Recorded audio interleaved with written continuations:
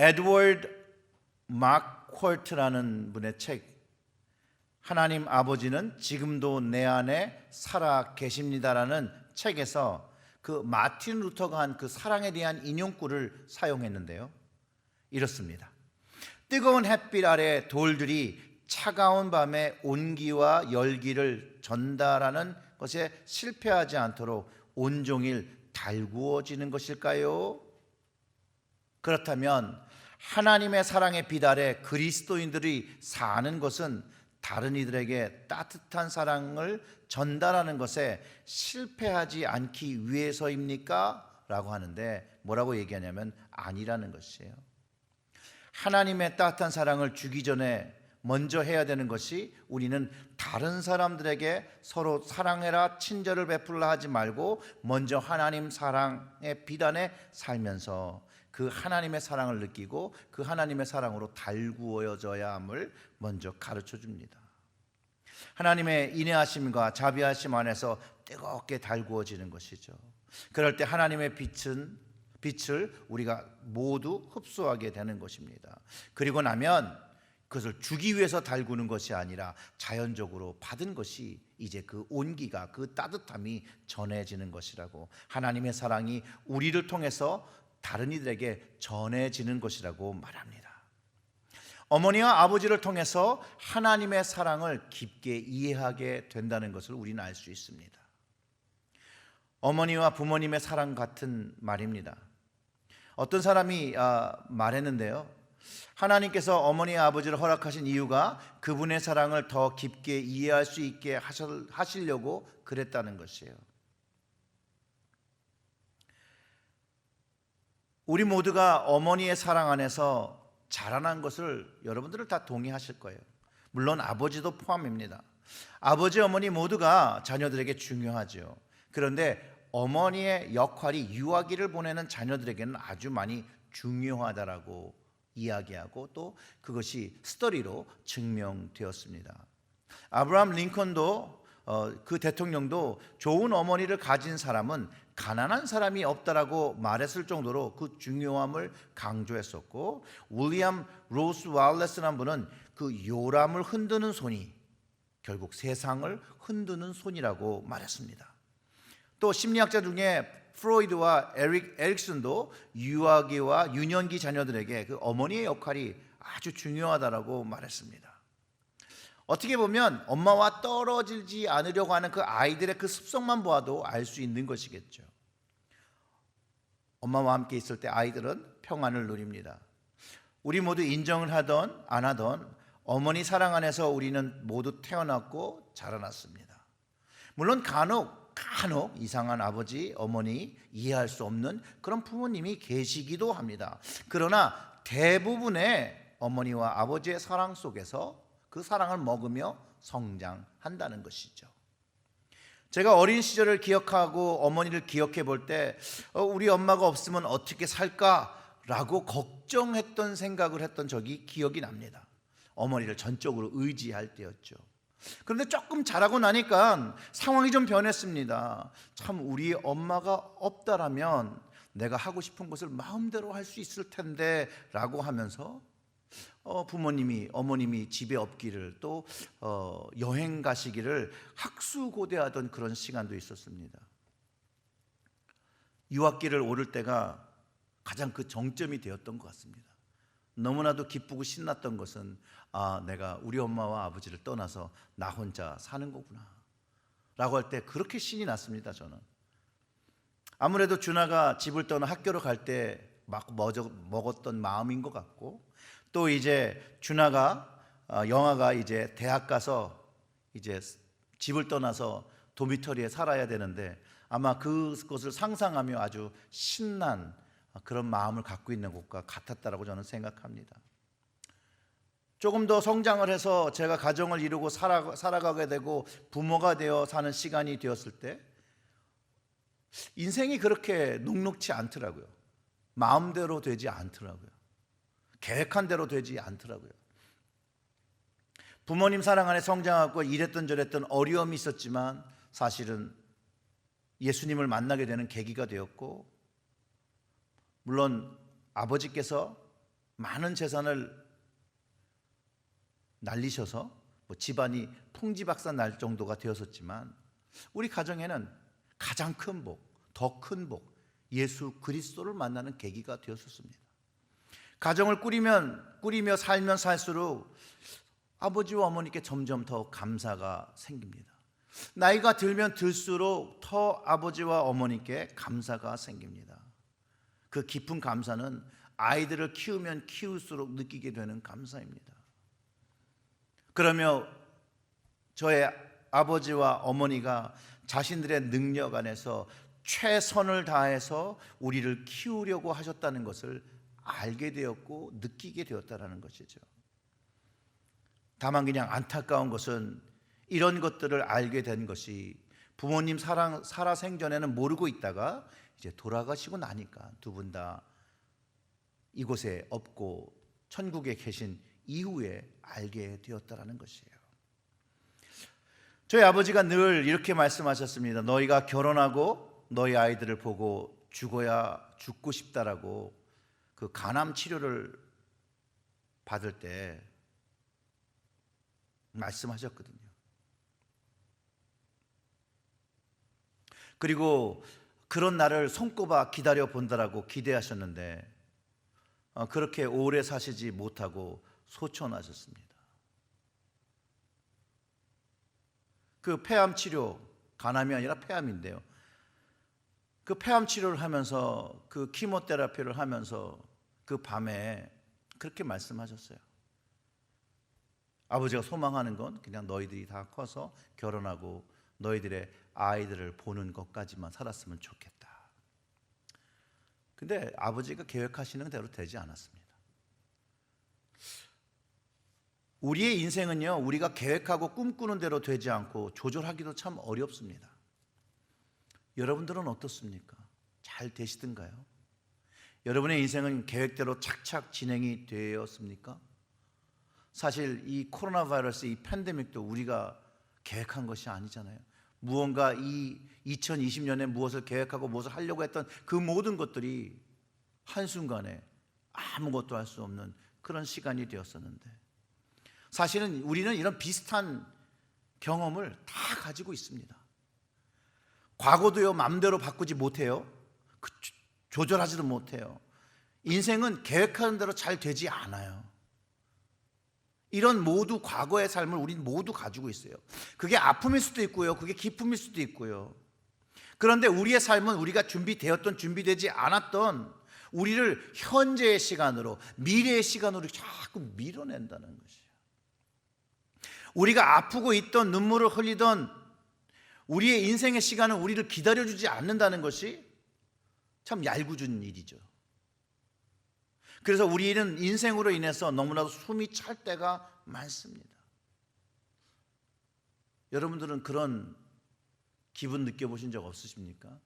인생의 힘듦으로 해서 너무 이거 숨차다, 지친다. 그럴 때 여러분, 우리는 이것을 기억해야 합니다.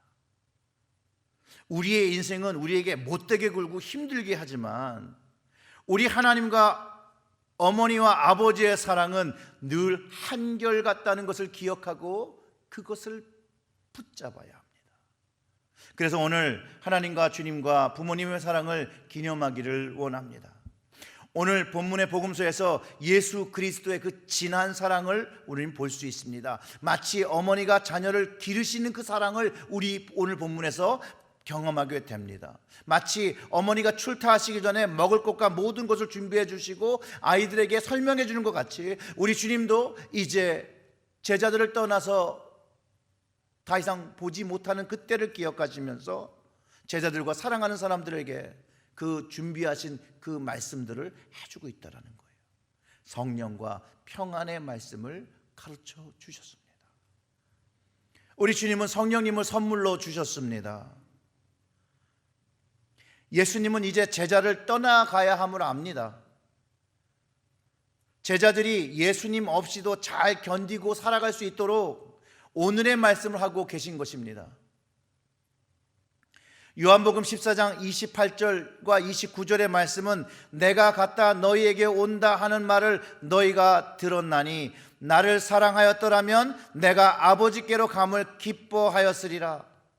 아버지는 나보다 크심이라. 이제 이 일이 일어나기 전에 너희에게 말한 것은 일이 일어날 때에 너희로 믿게 하려 함이라 라고 말씀하셨는데, 결국 제자들과 우리의 믿음이 흔들리지 않기 위해서 이 말씀을 주셨다는 거예요. 그래서 이 성경이 우리 손에, 우리 가정 안에, 우리의 가정 속 그 깊숙한 곳에 말씀이 있는 이유입니다. 우리 믿음이 예수 그리스도가 다시 오시는 그날까지 흔들리지 않도록 주신 주님의 말씀, 주님의 약속, 주님의 사랑의 표현이라는 것이죠. 이 말씀을 잘 이해하고 지킬 수 있도록 성령님을 선물로 주셨습니다. 이제 주님께서 떠나가셔야 한다는 거예요. 그런데 혼자 제자들을 두고 갈 수 없고 이제 준비하신 것, 그것 어머니가 집에 두고 출퇴할 때 꼭 가장 중요한 것을 가르쳐 주세요. 먹을 것도 해놓지만 꼭 이렇게 적어가지고 이건 너무 중요한 거니까 이거는 꼭 알고 있어야 돼, 누가 혹시 오게 되는데 이렇게 되면 이렇게 해야 돼 라고 이렇게 상세하게 적어주시는 그것처럼 주님도 우리가 주님을 다시 보는 그날까지 아주 중요한 것, 가장 중요한 것, 지켜야 할 것을 가르쳐 주시는데, 오늘 요한복음 14장 25절과 26절을 우리 다 같이 한번 읽어보겠습니다. 25절의 말씀이 이렇습니다. 내가 아직 너희와 함께 있어서 이 말을 너희에게 하였거니와 보혜사 곧 아버지께서 내 이름으로 보내실 성령 그가 너희에게 모든 것을 가르치고 내가 너희에게 말한 모든 것을 생각나게 하리라 라고 하면서 성령님께서 하실 그 일을 가르쳐 주셨습니다. 이 성령님께서 그래서 우리에게 선물이에요. 성령께서 우리가 어떻게 해야 되는 것을 가르쳐 주신다는 거죠. 이창년 목사님의 그 행복수리공의 책에 인용된 것인데 한번 들어보세요. 아내가 첫 아이를 출산한 뒤에 제게는 한 가지 걱정거리가 생겼습니다. 한번 잠이 들면 옆에 불이 나도 모르는 저의 고약한 잠버릇 때문입니다. 만약 깊은 밤에 갑자기 딸이 우는데 세상 모른 채 깊은 잠을 자는 저를 생각하니 겁이 좀 나기 시작했습니다. 그래서 하나님께 기도했습니다. 하나님이 저의 잠기를 좀 밝게 해주셔서 시은이의 울음소리를 잘 들을 수 있도록 도와주세요. 그렇게 기도하는데 문득 스쳐 지나간 분이 한 분 계셨습니다. 바로 제 어머니셨습니다. 어머니는 귀가 잘 들리지 않던 청각 장애장이셨습니다. 잠기만 어두워도 이렇게 답답한데 귀가 들리지 않는 어머니는 얼마나 답답하셨을까. 그런데 우리 삼형제를 남부럽지 않게 잘 키우신 어머니는 어린 내가 잠들어 있을 때 그 옆에 누워 당신의 모든 감각을 여시고 숨 쉴 때 나오는 콧바람에 귀를 기울이시고 작은 뒤척임에도 집중하셨을 것입니다. 이렇게나 몇 년 동안 뜬 눈으로 밤을 지새웠을 어머니를 생각하니 온몸에서 전율이 느껴졌습니다. 모든 촉각을 곤두세우고 나를 지켜주시던 내 어머니처럼 나를 향한 끝없는 관심과 사랑을 잠시도 멈추신 적이 없는 분이 있다면 믿겠습니까? 어둠 속에서 빛을 비추시고 당신의 작은 신음소리에도 귀를 기울여 주시는 분, 그분은 졸지도 아니하시고 나의 발이 미끄러져 넘어지지 않게 하시며 나의 오른편에 서서 나의 그늘이 되어 주십니다. 그분이 바로 하나님입니다. 그분이 바로 주님입니다. 그분이 바로 성령님입니다. 이 성령이 함께 하실 때에 주님을 알 수 있고 주님께서 나를 사랑하는 것을 경험할 수가 있습니다. 왜냐하면 주님의 이름으로 온 성령께서 예수님이 하신 그 참뜻과 의미를 우리로 하여금 깨닫게 하시고 우리가 성령의 도움으로 주님을 더 진정으로 사랑할 수 있도록 도와주신다라는 거예요. 거듭나게 하신다라는 거예요. 참 사랑을 하게 해준다라는 것이에요. 이것을 경험할 때 이 주님의 말씀이, 이 예수님의 말씀이 진정 우리의 심장 안에서 이해하게 됩니다. 그 26절의 말씀을 다시 한번 같이 읽어보겠습니다. 보혜사 곧 아버지께서 내 이름으로 보내실 성령, 그가 너희에게 모든 것을 가르치고 내가 너희에게 말한 모든 것을 생각나게 하리라. 이 주님의 말씀이 성령님을 경험하면서 성령님을 만나면서 깨달아진다는 것이에요. 영어로는 엔카운터링이라고 하거든요. 이렇게 만나는 것이에요. 그 성령님을 만날 때 주님께서 말씀하신 것들이 실제로 깨달아지고 배우게 된다는 것이에요. 이 성령님의 가르침은 하나님 아버지의 깊은 사랑을 알게 한다는 거예요. 이해하게 한다는 거예요. 체험하게 한다는 것이에요. 자녀들이요, 저도 그렇지만 아이들이 크면 클수록 어머니랑 대화를 더 많이 합니다. 그 이유가 바로 어머니는 아버지보다 자녀를 향한 이해심이 더 많기 때문에 설명도 더 잘해주는 것 같다고. 이거 저 개인적인 생각입니다. 그런데 이 성령님도 우리가 이해하지 못하는 하나님과 예수님의 말씀을 깨닫게 해주시는 것과 이 부분이 아주 비슷하다는 것이에요. 그 성령님의 도우심이 하나님 아버지의 사랑을 경험하게 하고 주님의 사랑을 깨닫게 하고 이해하게 한다는 것이죠. 그리고 그 사랑이 깊어지면 깊어질수록 주님의 말씀을 이제 실제로 지켜 살아내는 삶을 살게 된다는 것이에요. 즉 오늘 말씀을 이해하면 주님의 사랑이 성령님 없이 온전하게 경험되지 않는다는 것이에요. 이래서 많은 목사님이 성령 충만해야 되고 성령을 받아야 된다고 얘기하시는 이유가 바로 이 말씀에 있다는 것이에요. 어머니의 사랑, 아버지의 사랑 없이 내가 오늘 이 자리에 설 수 없듯이 성령님이 없이 예수님의 사랑과 하나님 아버지의 사랑을 온전히 경험하지 못한다고 말하는 것이죠. 그것을 경험하지 못하면 이 자리에 나와 예배를 드리기가 어렵다라는 것이에요. 예배를 드려도 그냥 형식적인 예배를 드릴 수밖에 없다라는 것이에요. 성령님의 도우심으로 하나님의 사랑을 아는 사람이 코로나19로 인해서 교회에 올 수 없지만 가정에서 그 예배를 멈추지 않고 전심을 다하여 영으로 하나님을 예배하는 이유가 성령님께서 함께 하시고 성령님께서 그것을 가르쳐 주시기 때문이라는 것이에요. 성령님을 통해서 이 예배 시간에 하나님의 그 깊은 사랑을 경험하시기를 주님의 이름으로 축원합니다. 여러분 혹시 부모님을 그리워하십니까? 어머니를 보고 싶어 하십니까? 아버지를 한 번만 더 보고 싶어 눈물 흘린 적 없으십니까? 저는요 그런 게 영화에서만 나오고 드라마에서만 나오는 줄 알았어요. 아버지가 돌아가시고 20년이 넘은 얼마 안 됐죠. 아버지가 그리워서 잠에 아버지가 그립다고 생각하고 그 꿈에요. 꿈을 꾸며 눈물을 흘렸던 적이 있습니다.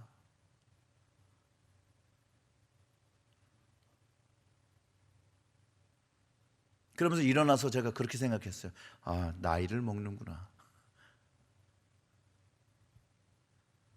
사랑하는 성도 여러분, 하나님 아버지의 사랑은요 우리 부모님의 빈자리를 치유하고 회복시킵니다.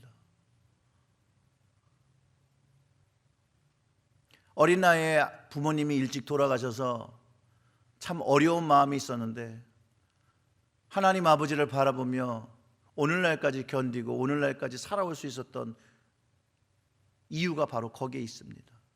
정말 그 하나님을 저는 자랑스러워하고 그 하나님 아버지를 너무나도 사랑합니다. 우리 예배 안에서 하나님은요 사랑으로 다가오십니다. 동일하게 늘 사랑으로 다가오십니다.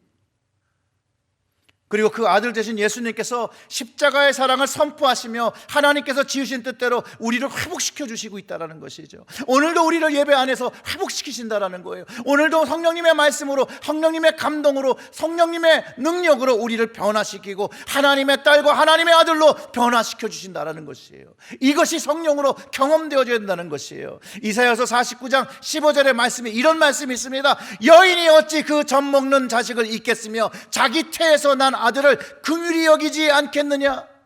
그들이 혹시 잊을지라도 나는 너를 잊지 아니할 것이라 라고 기록하고 있습니다. 어머니가 그 자녀를 잊을 수 없는데 혹시 잊은 그런 어미가 있을지라도 하나님은 잊지 않으신다는 거예요. 그것이 말씀을 통해서 가르쳐 주시는 약속이라는 것이에요. 사랑하는 성도 여러분, 우리 하나님 아버지는 나를 잊지 않으시는 하나님인 것을 꼭 믿고 그분께 감사와 찬양을 드리시기를 주님의 이름으로 축원합니다. 그 하나님이 계시기 때문에 하나님의 사랑을 경험하면 평안을 경험합니다. 평안을 경험합니다.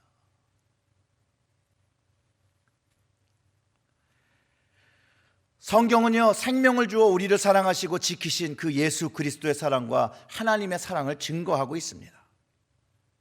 어머니의 사랑과 아버지의 사랑을 받은 자녀는요, 평안을, 안정감을 늘 경험하게 됩니다. 동일하게도 하나님을 경험한 사람에게 이 평안이 있다는 것이. 그런데 이것은 세상에 그 biological parent가 줄 수 없는 그런 평안이에요. 세상에 줄 수 없는 그런 평안이라는 것이에요. 요한복음 14장 27절의 말씀에 평안을 너에게 끼치노니 곧 나의 평안을 너에게 주노라. 내가 너에게 주는 것은 세상에 주는 것 같지 아니하리라. 너희는 마음에 근심하지도 말고 두려워하지도 말라라고 하셨습니다. 성령님이여 우리의 삶에, 우리의 가정 속에 임재하고 계시면 우리를 평안하게 하신다는 거예요. 즉 성령님께서 우리의 삶에 임재하신 것을 어떻게 하느냐? 내가 평안을 경험하고 있다는 것이죠. 세상에 일어나는 일들은 정말로 험악하고 어렵고 힘든데 그 중에도 내 가정에 내가 평안할 수 있는 이유가 성령님을 통해서 하나님의 임재가 있기 때문인 것을 깨닫게 되는 것이죠. 또 이 성령님이 계시면 예수님께서 가르쳐 주신 것을 기억나게 한다는 거예요. 약속의 말씀을 기억나게 한다는 것이에요. 그러면서 주님과 하나님이 원하시는 것을 가르쳐 주고 하나님께서 축복하시는 가정으로서 살아가게 한다는 것이에요. 그러면 두려워할 것이 없다라는 것이죠. 세상에서 누릴 수 있는 그런 안정감이 아니라 세상이 줄 수 없는 주님만이 주시는, 하나님만이 주시는 그 평안을 누리게 된다는 것이에요. 사랑하는 성도 여러분, 이 코로나 이 팬데믹으로 여러분 두려우십니까? 미래에 어떻게 될지 알 수 없으니 걱정되십니까? 걱정하지 마십시오. 저와 여러분은 하나님의 자녀이고 하나님의 사랑하시는 자입니다. 하나님 계시는데 하나님이 없는 것처럼 두려워하지 마시고 그 하나님, 살아 역사하신 하나님을 좀 붙잡고 평안을 누리시기를 주님의 이름으로 축원합니다. 이제 마음을 열고 주의 이름을 부르시면서 성령님의 도우심을 믿고 구하시기를 주님의 이름으로 축원합니다. 그리고 하나님과 예수님을 사랑한다 고백하십시오. 아기가 엄마를 부르듯이 우리 주님의 이름을 부르길 바랍니다. 성령님을 초청하십시오. 이끌어달라고 간구하시면 주님의 부드러운 음성과 손길을 성령의 능력으로 경험하게 될 것입니다. 그 성령의 임재를 경험하며 그 완전한 하나님의 영이 임할 때 하나님의 놀라운 사랑을 경험하며 거룩한 떨림과 심장의 떨림과 영혼의 떨림을 경험하게 된다라는 것입니다. 제자들이요 부활하신 예수님을 만나며 경험했던 것입니다. 살아계신 그 하나님의 아들을 보았습니다. 죽었던 그분을 다시 만졌습니다. 살아계시는 그 육체를 만졌습니다. 주님께서 말씀하신 성령님을 만났습니다. 오순절 다락방에서 경험했습니다. 박해를 받으며 평안을 누립니다. 생명을 바쳐서 주님 주신 말씀을 지켜냅니다. 그렇기 때문에 이 복음이 여러분, 저와 여러분에게 전달된 것이죠. 제자들이 주님의 말씀을 지켜서 기도할 때 성령께서 역사하셨고 성령님의 터치로 인해서 수많은 사람들이 하나님의 온전한 사랑을 경험하고 세상에 주지 못하는 그런 평안을 경험할 수 있었습니다. 영원한 구원의 사랑을 경험할 수 있었습니다. 사랑하는 성도 여러분, 이 주님의 말씀을 지켜서 기도로 간구하며 우리의 가정과 교회에 성령님의 역사가 경험되며 하나님의 사랑을 온전하게 경험하고 세상에 누릴 수 없는 이 평안을 경험하며 살아야 함을 우리가 깨달아야 합니다. 수많은 사람들이 코로나 바이러스로 죽고 있습니다. 이런 때에 성령님의 역사를 경험하면 여전히 평안을 누리게 된다는 것입니다. 하나님 아버지의 사랑을 믿음을 가지고 살아가게 된다는 것이에요. 바로 여러분들이 갖고 있는 성경 말씀이 우리 손안에 있는 이유입니다. 주님께서 말씀하신 이유이기도 합니다. 우리의 믿음을 지키기 위해서 우리는 주님의 말씀을 지켜야 합니다. 사랑하는 성도 여러분, 주님의 말씀을 어떻게 지키고 계십니까? 먼저 하나님과 그 주님을 사랑하시기를 주님의 이름으로 축원합니다. 하나님의 뜻과 주님의 뜻에 순종하십시오. 하나님을 존중하시고 부모님, 어머니, 아버지를 사랑하시고 존경하시고 그 안에서 경험된 사랑을 우리의 친구들과 이웃들에게 경험할 수 있도록 주님이 말씀하신 것처럼 내 이웃을 내 몸과 같이 사랑하는 주님의 말씀을 지키기 위하여 하나님의 사랑을 선한 행실과 언행으로 이웃들에게 다가가시기를 주님의 이름으로 축원합니다. 특별히 코로나 바이러스 그 팬데믹으로 인하여 두려워하며 평안이 없는 사람들에게 이 주님의 말씀을 가지고 찾아가시기를, 전달하시기를 주님의 이름으로 축원합니다. 오늘은 어머니 날입니다.